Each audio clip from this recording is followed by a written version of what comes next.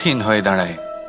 অতীতে যদি আমাদের এমন কোনো ভুল হয় যে কারণে আমরা নিজেকে ক্ষমা করতে পারি না, অনেক সময় এমন কিছু ভুল করে বসি যে বিষয় শুধু আমরাই জানি, কিন্তু আমরা নিজেকে ক্ষমাই করতে পারি না, আর আমাদের বিকাশ সেখানে স্তব্ধ হয়ে যায়। কারণ যদি আপনি ক্ষমা করতে না শেখেন, নিজেকে ক্ষমা যদি না করতে পারেন, তাহলে তা আপনার জীবনের সবথেকে বড় বাধা হয়ে দাঁড়াবে। সেই জন্য জীবনে অবশ্যই শিখুন যে কিভাবে নিজেকে ক্ষমা করতে হয়, আর শিখুন যে আগের করা ভুল আবার কি করে না করা যেতে পারে।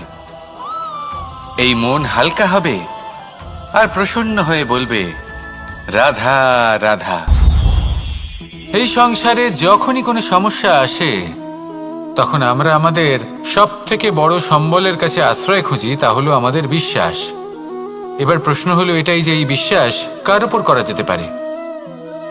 পরিবারের উপর, বন্ধুর উপর, নাকি তাদের উপর বিশ্বাস করা উচিত যাদেরকে আমরা কখনো সঙ্গ দিয়েছি?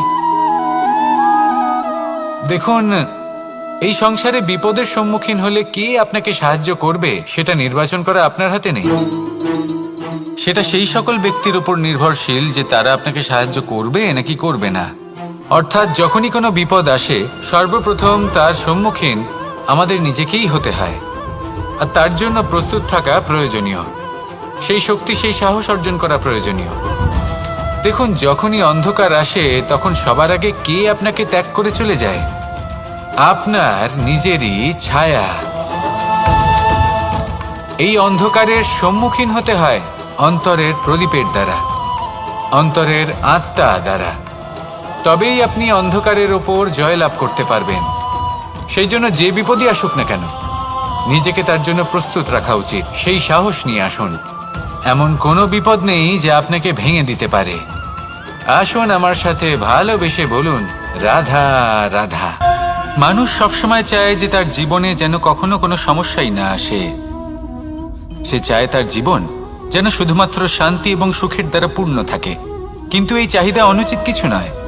আমরা সবাই এটাই চাই যে জীবনে সুখ থাক, শান্তি থাক।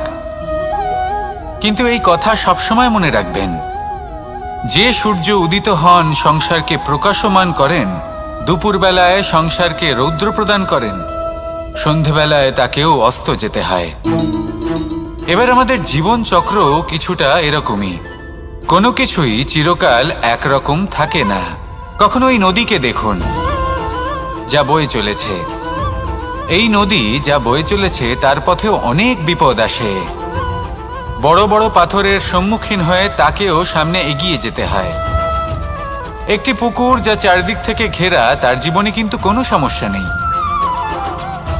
কিন্তু এই সংসারে পুকুরের পুজো করা হয় না, পুজো করা হয় নদীকে। মনে রাখবেন, সমস্যার ঊর্ধ্বে তিনি উঠতে পারেন যিনি সমাধি লাভ করেছেন, যিনি এই সংসারেই নেই। যিনি এই সংসারে আছেন এবং জীবিত আছেন, তার জীবনের সমস্যা হলো শ্বাসবায়ুর মতোই গুরুত্বপূর্ণ। আসুন আমার সাথে ভালোবেসে বলুন, রাধা রাধা।